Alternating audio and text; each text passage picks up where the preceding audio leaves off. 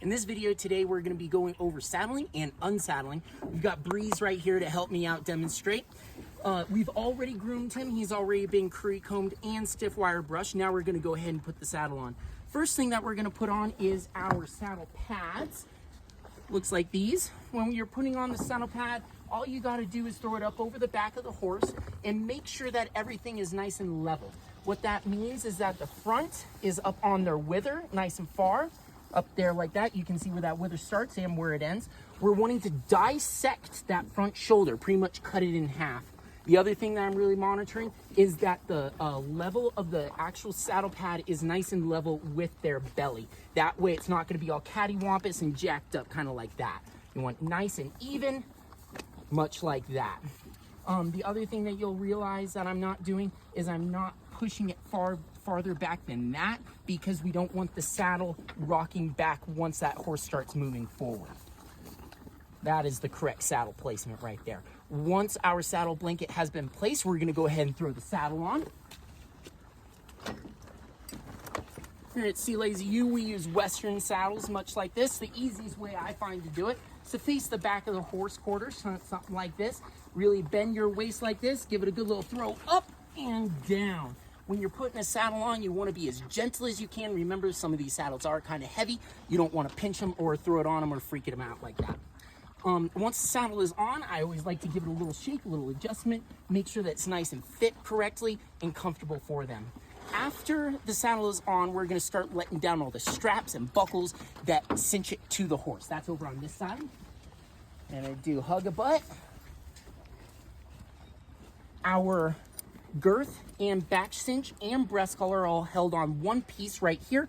We're going to lift that up, let it all fall down. Everything should fall down all nice and straight like.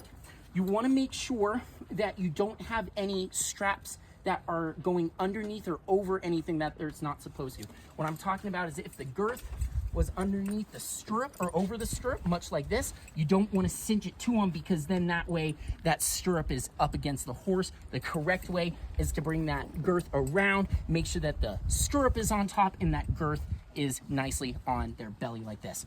We're going to go around to the other side now. Alrighty.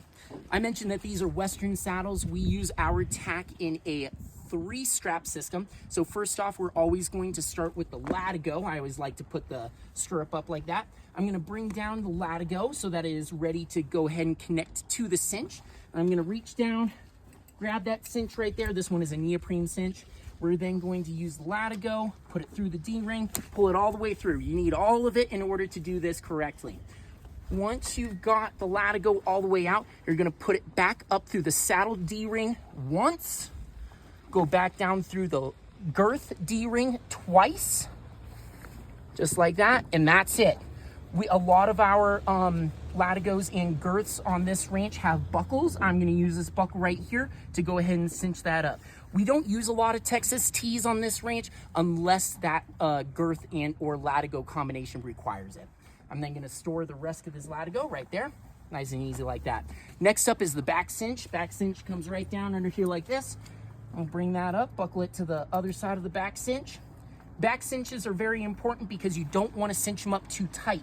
If you were to cinch them up too tight like this, it can make the horse buck really bad. What you want to do is you want to have about a fist's distance in between that back cinch and their belly. That way they're not feeling that pressure wrapped around their belly like that. Next up is the breast collar. We're going to reach around, make sure that he's off that rail, not going to squish me. Good boy. Pull it in front. Make sure that the part that goes in between his legs is nice and free. Clip that up. And clip that to the girth. You want to make sure that the breast collar has a little bit of space away from their breast in order that they can bend down, drink water, anything that they need to do. After that, we're going to spot check, make sure that everything is good. Brass has all of his straps in the correct placement. He's also got his bridle. He's good to go.